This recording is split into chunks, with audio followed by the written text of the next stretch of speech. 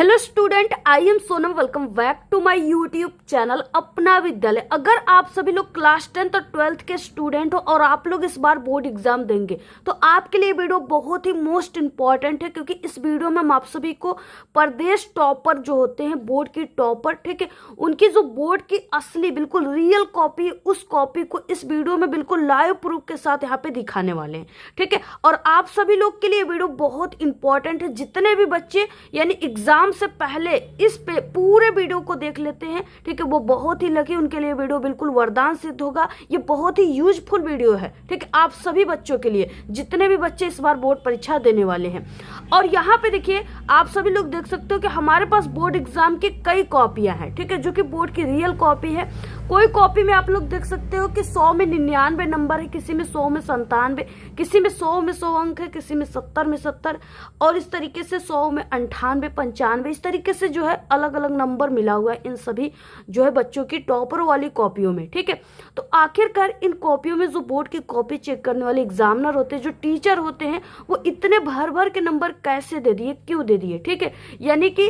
यानी जो टीचर है, एग्जामिनर है, वो इस कॉपियों में आखिरकार कैसे लिखा गया है जो इतने नंबर देने के लिए वो मजबूर हो गए, और इस तरीके से वो पूरे के पूरे अंक भी यहाँ पे दिए हुए हैं। तो आखिरकार इन कॉपियों में कैसे लिखा गया, टॉपर बच्चे कैसे लिखते हैं, ठीक है। तो इन सभी कॉपियों को, एक एक कॉपियों को यहाँ पे हम दिखाने वाले हैं। और हम आप सभी को बता दें कि आप सभी लोगों के जितने भी क्वेश्चन होते हैं ना, आपके डाउट होते हैं कि मैम यानी हम जो हिंदी पेपर है इसमें निबंध लेखन कैसे करें, जीवन परिचय कैसे लिखे, पत्र लेखन कैसे लिखे, गद्यांश पद्यांश, ठीक है, ये सभी चीजें कैसे कॉपी की शुरुआत करें, टॉपर बच्चे कैसे करते हैं। तो इस वीडियो में हमने सोचा कि क्यों ना आपको हम प्रदेश टॉपर की असली कॉपी ही दिखा दें, जिससे आप लोग सभी बिल्कुल असली तरीका को टॉपर को सीख सको, देख सको, ठीक है। तो आपके जितने भी डाउट है, इस पूरे वीडियो को देखने के बाद सभी डाउट आपके 100% क्लियर हो जाएंगे। और आप सभी का जो बोर्ड परीक्षा देने के यानी आप लोग देने वाले हो, आप सभी के जो कॉन्फिडेंस लेवल है वो भी दुगुना बढ़ जाएगा इन सभी टॉपर की कॉपी को देखने के बाद।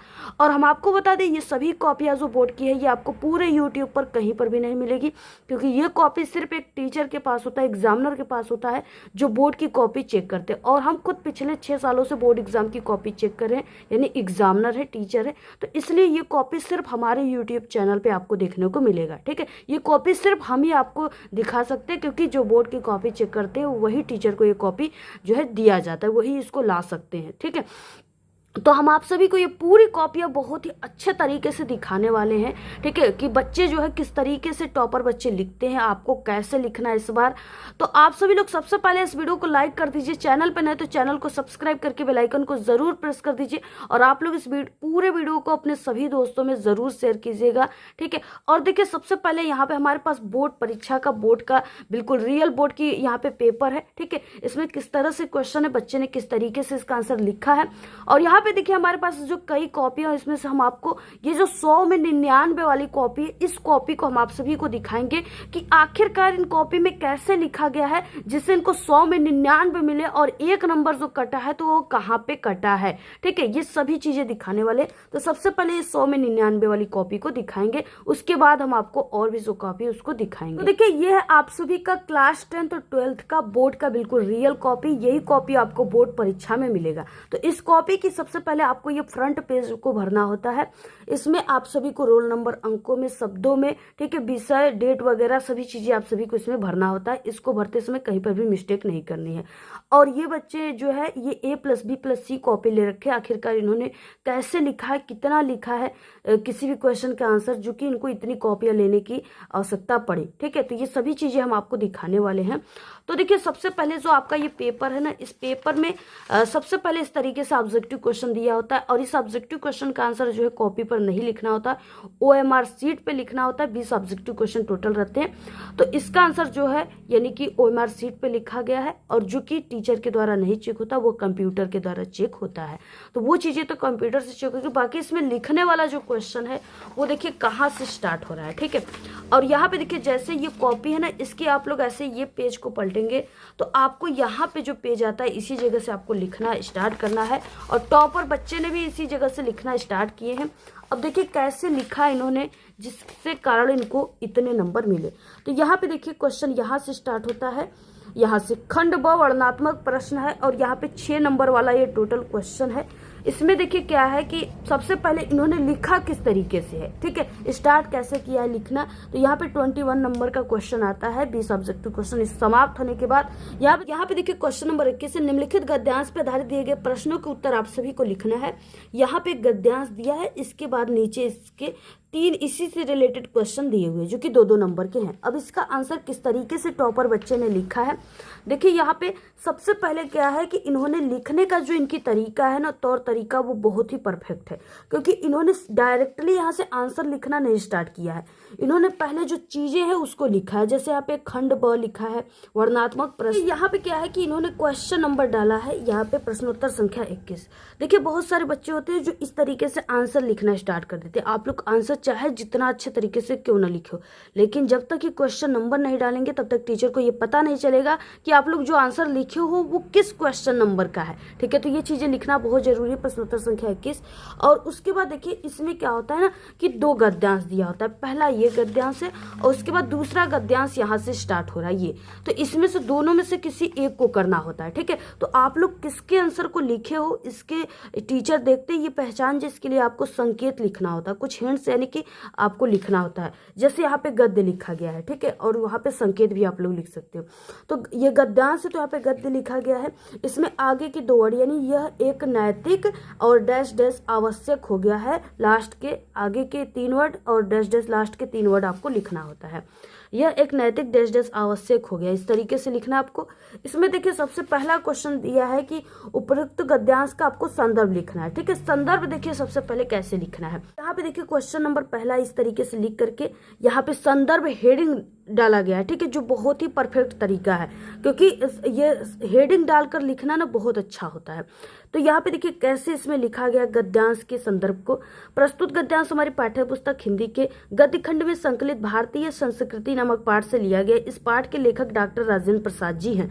अब यहाँ पे क्या देख रहे हो आप लोग, यही कि यहाँ पे जो पाठ का नाम है और लेखक का नाम है उसे काले पेन से लिखा गया है और यहाँ पे इस तरीके से कामा के अंदर लिखा गया है, जो बिल्कुल परफेक्ट तरीका है, बेहतरीन तरीका, बेहतर तरीका है, ठीक है। तो इस तरीके से देख सकते हो इनको पूरे 2 नंबर टीचर ने दिया हुए है, आधे नंबर भी इनके जो है संदर्भ पे नहीं कटे हैं, क्योंकि ये बिल्कुल असली तरीका है, लिखने की सही तरीका है।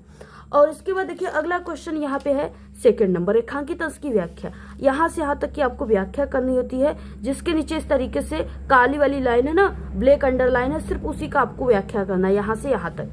अब आपको देखिए सबसे पहले ये नहीं कि सिर्फ ऐसे व्याख्या लिखना स्टार्ट कर देना है, पहले हेडिंग आप लोग देखो कि यहाँ पे हेडिंग जो है, यहाँ पे ब क्वेश्चन है या 2 नंबर है और रेखांकित अंश की व्याख्या इन्होंने हेडिंग डाला है। इसके बाद इन्होंने आंसर लिखना स्टार्ट किया है और ये जो पहली हेडिंग है ये पूरा होने के बाद इन्होंने 1 से 2 लाइन के यहाँ पे गैप दिया है, जो कि बहुत अच्छी तरीका होती है लिखने की, क्योंकि टीचर जो है यहाँ पे नंबर देते हैं। अगर यहाँ पे गैप रहते हैं ना तो अच्छा लगता है नंबर यहाँ पे देने में और देखने में भी आपकी कॉपी सुंदर लगती है। तो जैसे इन्होंने टॉपर बच्चे ने लिखा है आपको भी उसी तरीके से देखिए लिखना है।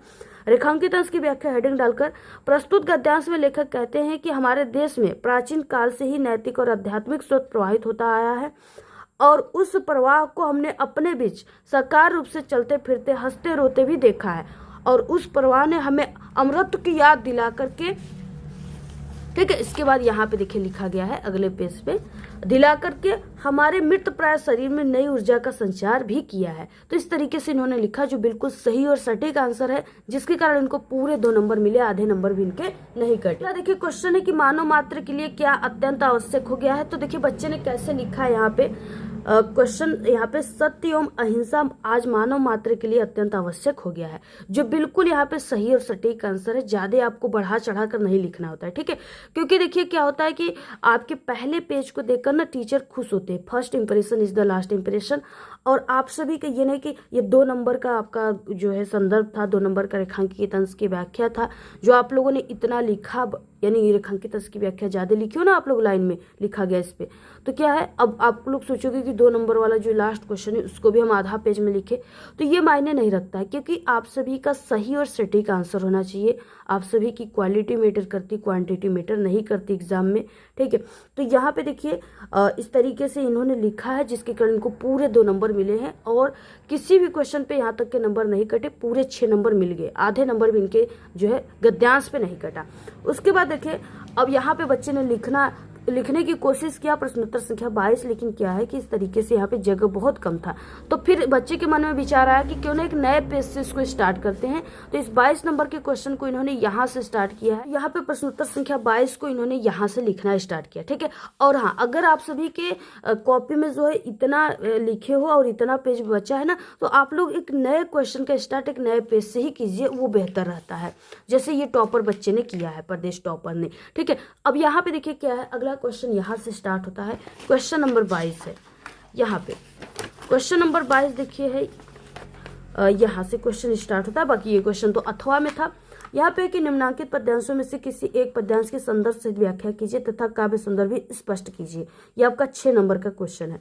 यहाँ पे देखिए, अविगत गति का कहत न आवे, जे गूगे मीठे फल को रसंतर गति भावे, परम स्वाद सबकी सुनिरंतर, अमित तो सुभ जाए, मन वाणी को अगम अगोचर, सो जाने जो पावे, ठीक है। रूप रेख गुण जाति जुगति आते सुर सगुन पद गावे, इस तरीके से दिया है। इसमें भी आपको संदर्भ लिखना है। सबसे पहले लिखा कैसे गया है देखिए, प्रश्नोत्तर संख्या 22, और इसमें भी 2 यहाँ पे पद्यांश दिया होता है, एक पहला ये है, दूसरा ये है, अथवा करके। तो दोनों में से आप लोग किसका आंसर लिखे, उसके लिए आप सभी को यहाँ पे इस तरीके से संकेत लिखना है। आगे के 2 वर्ड या आगे के 2 वर्ड अविगत गति डैश डैश सगुन पद गावे, ठीक है, इसको लिखना है। और इसमें से बच्चे ने इसी का आंसर लिखा है, पहले वाले का। तो यहाँ पे देखिए प्रश्नोत्तर संख्या 22 लिखा गया है और संकेत में अविगत गति डैश डैश सगुन पद गावे। इसके बाद इसमें पहला क्वेश्चन क्या है, संदर्भ लिखना है। तो देखिए संदर्भ को कैसे टॉपर बच्चे ने लिखा है। यहाँ पहला नंबर संदर्भ है, तो यहाँ पे देखिए पद्यांश के संदर्भ को कैसे लिखना है, टॉपर बच्चे कैसे लिखे हैं। प्रस्तुत पद्यांश हमारी पाठ्य पुस्तक हिंदी के पद खंड में संकलित पद नामक पाठ से लिया गया है। इसके लेखक यानी इस पाठ के लेखक जो है वो सूरदास जी हैं, जो बिल्कुल सही और परफेक्ट तरीका है लिखने का। इनको पूरे 2 नंबर यहाँ पे मिले हैं। अगला देखिए क्वेश्चन है, रेखांकित अंश की व्याख्या करनी। यहाँ से यहाँ तक की व्याख्या आप सभी को करनी है। अब देखिए व्याख्या कैसे किया गया है। यहाँ पे 2nd नंबर रेखांकित अंश की व्याख्या हेडिंग डाला गया है। प्रस्तुत पद्यांश में कवि कहते हैं कि निराकार ब्रह्म की सत्ता अज्ञात है, शब्दों में उसका वर्णन नहीं किया जा सकता। जिस प्रकार गूंगा व्यक्ति मीठे फल के रस को भीतर ही भीतर प्राप्त करता है, उसे फल का रस तो मिलता है और उसे परम संतोष भी मिलता है, किंतु बाणी से उसको व्यक्त वो नहीं कर सकता, ठीक है। तो ये चीजें है, बहुत ही अच्छे तरीके से यहाँ पे लिखा गया, परफेक्ट तरीका है। 2 नंबर इनको पूरा मिला होगा, आधे नंबर भी इनके नहीं कटे। क्वेश्चन अगला देखिए, प्रस्तुत पंक्ति में कौन सा रस है। तो इसमें जो है यानी उपयुक्त पंक्ति में उपमा अलंकार है, ठीक है। तो इस तरीके से उपमा अलंकार है, इन्होंने सही बिल्कुल यहाँ पे आंसर लिखा है। तो पूरे के पूरे इनको 6 नंबर इस पे भी मिले हुए, इस क्वेश्चन पे भी। और अगला देखिए क्वेश्चन, ये अथवा वाला क्वेश्चन आ गया और यहाँ से क्वेश्चन स्टार्ट होता है 23 नंबर। और ये सभी क्वेश्चन ना बहुत इंपॉर्टेंट है, जो आप सभी के पेपर में इस बार पूछे भी जाएंगे। तो आप लोग इसको अच्छे तरीके से बिल्कुल तैयार कर लीजिएगा, ये आपके एग्जाम में भी आएंगे। तो देखिए अगला क्वेश्चन यहाँ से 23 नंबर का स्टार्ट होता है। निम्नलिखित संस्कृत गद्यार्णों में से किसी एक का संदर्भ सहित आप सभी को हिंदी अनुवाद करना है। 2 नंबर संदर्भ पे, 3 नंबर हिंदी अनुवाद पे, 5 नंबर का क्वेश्चन है। तो देखिए इयम नगरी विविध धर्माणाम से लेकर के स्पिरहंते तक दिया हुआ है। अब यहाँ पे देखिए किस तरीके से बच्चे ने लिखा है। यहाँ पे इन्होंने ये तरीका बहुत ही अच्छा किया कि इन्होंने संस्कृत गद्यांश उत्तर यहाँ पे लिख दिया सबसे पहले, जिससे कि ये पता चल रहा है कि संस्कृत का ही गद्यांश उत्तर है, क्योंकि इससे पहले आप लोग गद्यांश पद्यांश हिंदी का लिख चुके थे, ठीक है। तो इसलिए क्या है कि यहाँ पे अगर ये चीजें आप लोग लिख लेते हो तो आपके लिए भी बहुत ही अच्छा होगा, ठीक है, जैसे इन्होंने टॉपर बच्चे ने किया है। और प्रश्न नंबर जो है 23 है, तो इस तरीके से 23 नंबर डाला गया है। और यहाँ पे देखिए इसमें भी संकेत में आपको आगे के 2-3 वर्ड और लास्ट के 1-2 वर्ड को आपको लिख देना है, जैसे यहाँ पे लिखा गया यमनगरी से स्पिरहंते तक, ठीक है। और इसके बाद देखिए संदर्भ यहाँ पे है, तो प्रस्तुत संस्कृत गद्यार्ण हमारी पाठ्य पुस्तक हिंदी के संस्कृत खंड में संकलित वाराणसी नामक शीर्षक से लिया गया। इसमें वाराणसी के महत्व का वर्णन किया गया, जो बहुत ही परफेक्ट है, बेहतर तरीका है ये लिखने का। देखिए इस तरीके से इनको जो टॉपर बच्चे इनको पूरे 2 नंबर यहाँ पे मिला, आधे नंबर भी नहीं कटा। इसके बाद यहाँ पे हिंदी अनुवाद करना है इसका, क्योंकि हिंदी अनुवाद पे 3 नंबर मिल रहा है। तो हिंदी अनुवाद इन्होंने हेडिंग डाला है और इस तरीके से इन्होंने हिंदी अनुवाद इसका किया है, जो कि बहुत ही सही तरीके से किया है, सही और सटीक आंसर है। तो इनको 3 नंबर हिंदी अनुवाद पे भी यहाँ पे देख सकते हो मिल गया है, ठीक है, पूरे 3 नंबर मिले, आधे नंबर भी इनके नहीं कटे हैं। अब देखिए अगला क्वेश्चन तो यहाँ पे देखिए क्या है कि इन्होंने यहाँ तक पूरा लिखा हुआ है, यहाँ तक ये पूरा जो है हिंदी अनुवाद है, तो इनको पूरे 3 नंबर उसी जगह मिल गए हैं। और इसके बाद क्वेश्चन यहाँ से स्टार्ट होता है। यहाँ से क्वेश्चन देखिए, ये 24 नंबर का स्टार्ट होता है। निम्नलिखित संस्कृत पद्यांशों में से किसी एक का संदर्भ सहित हिंदी अनुवाद करना है।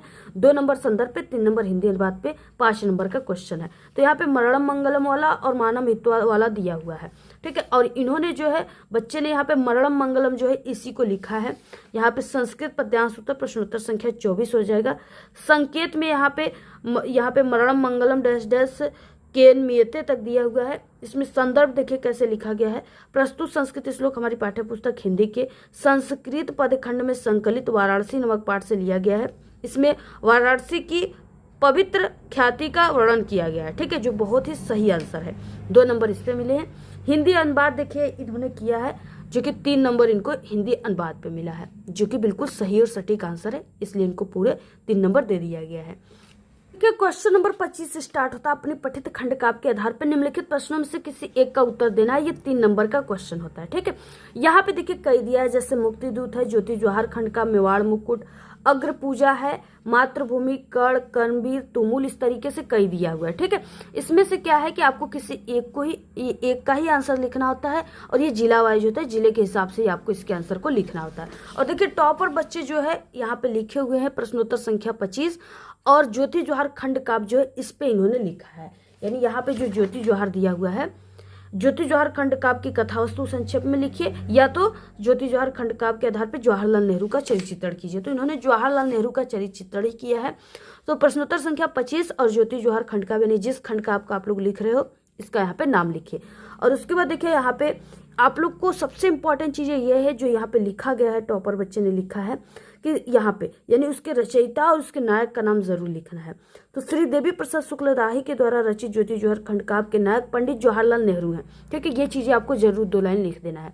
उसके बाद इन्होंने इतना लिखा है, यहाँ पे पहला हेडिंग इन्होंने स्वरूपीय लोकनायक डाला है, और जो कि इसमें सबसे इंपॉर्टेंट होता है हेडिंग पे ज़्यादा टीचर फोकस करते हैं, ठीक है। तो आपको लॉन्ग क्वेश्चन में ना आपकी कोशिश रहे कि ज़्यादातर आप लोग हेडिंग डाल कर लिखें, जिससे टीचर खुश होते हैं और आपको पूरे अंक देते हैं, आधे नंबर भी आपके नहीं काटते हैं। तो यहाँ पे स्वरूपीय लोकनायक, यहाँ पे पहला हेडिंग इन्होंने लिखा, जिसके बारे में इन्होंने इतना लिखा है, पूरा इसका स्क्रीनशॉट आप लोग ले लीजिए।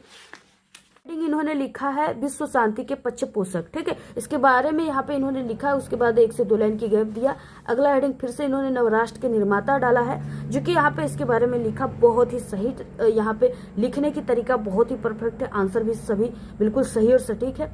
और देशभक्त और स्वाधीनता सेनानी अगली इनकी लास्ट हेडिंग है, जो कि बहुत ही अच्छे तरीके से इन्होंने लिखा है, जिसके कारण इनको पूरे 3 नंबर मिले हैं, आधे नंबर भी नहीं कटे। आप लोग भी इसका पूरा स्क्रीनशॉट ले लीजिए। आप सभी लोग भी चाहे कोई भी खंड काव्य आता है इसी तरीके से यानी हेडिंग डाल कर लिखिएगा, ठीक है, चाहे जो भी आपको खंड काव्य आपके जिले में आता है। तो इस तरीके से पूरा स्क्रीनशॉट ले लीजिए आप लोग।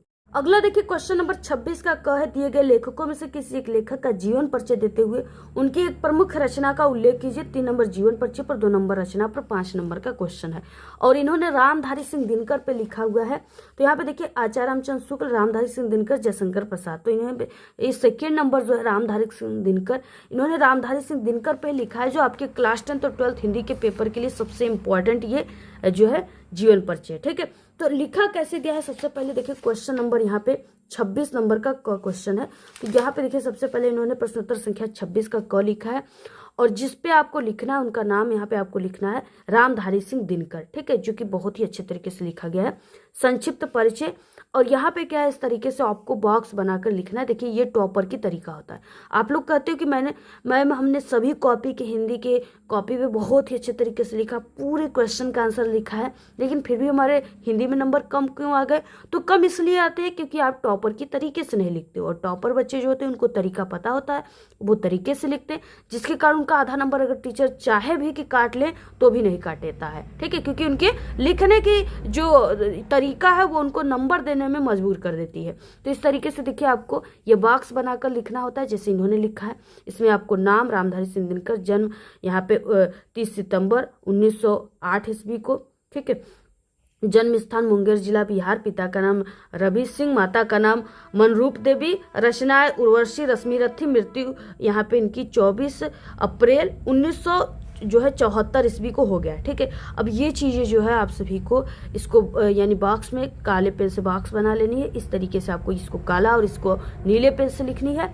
इतना लिखने के बाद अब आपको यहाँ पे जीवन परिचय लिखनी है। ठीक है, क्योंकि देखिए हम आपको बता दें कि टीचर जो होते हैं बोर्ड की कॉपी चेक करने वाले, वो एक टीचर को लाखों कॉपियां चेक करनी होती है बोर्ड की। ठीक है, तो वो एक एक वर्ड को आपकी इतने बड़े जीवन परिचय को नहीं पढ़ते, सिर्फ इस बॉक्स में लिखी गई जो जानकारी है उसी को वो पढ़ते हैं। अगर ये चीजें सही निकली तो वो पूरे आपको 5 नंबर दे देते हैं। ठीक है, तो यहाँ पे देखिए इस तरीके से लिखा गया है। और यहाँ पे जीवन परिचय लिखने के बाद यहाँ पे इन्होंने लिखा है, जो आप लोग खुद देख सकते हो, इसकी स्क्रीनशॉट ले लीजिए, ये पेपर में आएगा भी आपके इस बार। तो यहाँ पे इन्होंने स्टार्ट किया, राष्ट्रकवि रामधारी सिंह दिनकर जी का जन्म 30 सितंबर सन 1908 ईस्वी में बिहार के मुंगेर जिले में हुआ था। ठीक है, यानी ये जो लिखी गई जानकारी इसी से इन्होंने पूरे जीवन परिचय को बनाया है।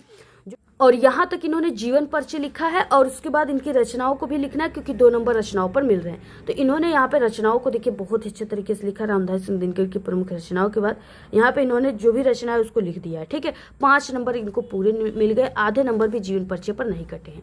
और आप लोग भी इसका स्क्रीनशॉट ले लीजिए, आप लोग भी पेपर में इसी तरीके से लिखिए। यहाँ पे देखिए इस तरीके से यहाँ पे 26 का ख क्वेश्चन दिए गए, कवियों में से किसी एक कवि का जीवन परिचय यहाँ पे देते हुए उनकी एक प्रमुख रचना का उल्लेख कीजिए। 3 नंबर जीवन परिचय पर, 2 नंबर रचना पर, 5 नंबर का क्वेश्चन है। यहाँ पे गोस्वामी तुलसीदास, सूरदास, बिहारी लाल और महादेवी वर्मा दिया हुआ है और इन्होंने जो है महादेवी वर्मा पे लिखा है। तो देखिए लिखने का जो सही तरीका होता है वो ऐसे कि कवि परिचय आपको सबसे पहले लिखना है, उसके बाद प्रश्नोत्तर संख्या 26 का ख। और यहाँ पे महादेवी वर्मा पे लिखा गया, तो इन्होंने महादेवी इस तरीके से लिखा है, जो बहुत अच्छे तरीके से लिखा गया है। और इसमें भी इन्होंने बॉक्स बनाया है जिसमें लिखी गई जो संक्षिप्त परिचय, इनको यहाँ पे जो लिखने का तरीका उस तरीके से लिखा है। इसके बाद यहाँ पे जीवन परिचय लिखा गया और इस तरीके से आप लोग देखिए यहाँ पे जीवन परिचय लिखा गया है। ठीक है, पूरा आप लोग इसका स्क्रीनशॉट ले लीजिए, बिल्कुल सही तरीका है ये जीवन परिचय लिखने की। और इसके बाद देखिए अगला पेज यहाँ से स्टार्ट होता है। ठीक है, तो इस तरीके से इन्होंने इतना पूरा जीवन परिचय लिखा और उसके बाद यहाँ पे रचनाओं को लिखा, यामा, निहार, दीपशिखा, रश्मि, सांदगीत, गिल्लू। तो इस तरीके से 5 नंबर इनको पूरे मिल गए, आधे नंबर भी इनके नहीं कटे हुए हैं। अगला देखिए क्वेश्चन नंबर यहाँ से 27 नंबर स्टार्ट होता है। अपनी पाठ्य पुस्तक से कंठस्थ किया हो कोई एक श्लोक लिखना है जो इस प्रश्न पत्र में न आया हो, 2 नंबर का है। तो यहाँ पे देखिए प्रश्नोत्तर संख्या 27 श्लोक लेखन यहाँ पे लिखा गया है और उसके बाद यहाँ पे श्लोक लिखा गया, अब दुर्गामी च शास्त्रों च पंडिता मुख्य स्फुटोक्त चयो जानती सब पंडिता, जो बहुत ही सही है। इन्होंने संस्कृत के चीजों को यहाँ पे ध्यान में रखते हुए इन्होंने लिखा, जिसे ह लगा हुआ है। ठीक है, इस तरीके से। तो इस तरीके से इनको पूरे 2 नंबर मिले, आधे नंबर भी नहीं कटे, क्योंकि लिखने की तरीका बहुत ही परफेक्ट है। आधे नंबर भी टीचर इनके काट भी नहीं सकते चाह कर। नंबर का क्वेश्चन, अपने विद्यालय में के पुस्तकालय में नई पुस्तक मंगवाने तो अपने विद्यालय के प्रधानाचार्य को एक आवेदन पत्र लिखे, 4 नंबर का क्वेश्चन है। अथवा में है कि समय के सदुपयोग एवं परिश्रम पर बल देते हुए अपने छोटे भाई को एक प्रेरणादायक पत्र लिखना है, दोनों में से किसी। अब देखिए इन्होंने लिखा कैसे, सबसे पहले पत्र लेखन प्रश्नोत्तर संख्या 28, उसके बाद सेवा में कामा, और यहाँ पे किसको लिखना है, तो ये प्रधानाचार्य जी को लिखना है। तो यहाँ पे श्रीमान प्रधानाचार्य महोदय, सीता बाल विद्या मंदिर, रामपुर, प्रयागराज। ठीक है, इस तरीके से यानी आपको भी लिख देना है यहाँ पे स्कूल वगैरह, पता वगैरह का नाम। उसके बाद देखिए सबसे इम्पोर्टेंट है इसमें विषय लिखना, विषय किसके लिए है, तो इसी में आपका दिया होता है कि ये यानी पुस्तकालय में नई पुस्तक मंगवाने हेतु है।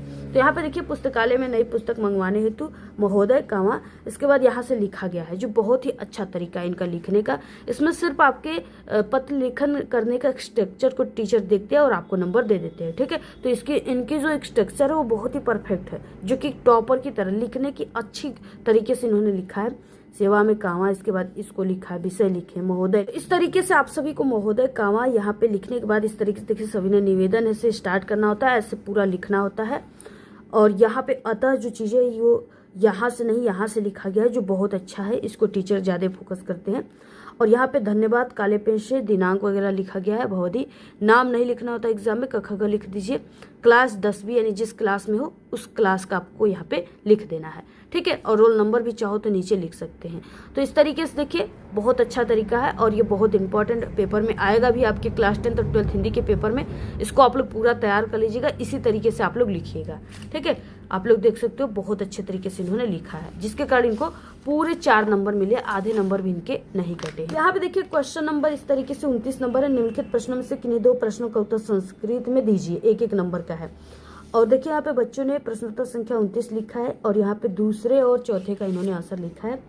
वीरकेन पूज्यत और विद्या केन वर्धते। तो इस तरीके से वीर वीरेण पूज्यत विद्या अभ्यासेन वर्धते इस तरीके से लिखा गया है, जो बहुत ही सही सटीक आंसर है। इसमें मिस्टेक नहीं करनी, ये बिल्कुल सही होनी चाहिए। ठीक है, तो इन्होंने सही लिखा है, एक एक नंबर इस पे मिला हुआ, आधे नंबर भी इनके नहीं कटे हैं। अगला क्वेश्चन नंबर 30, निम्नलिखित विषय में से किसी एक विषय पर निबंध लिखना है। 7 नंबर का क्वेश्चन है।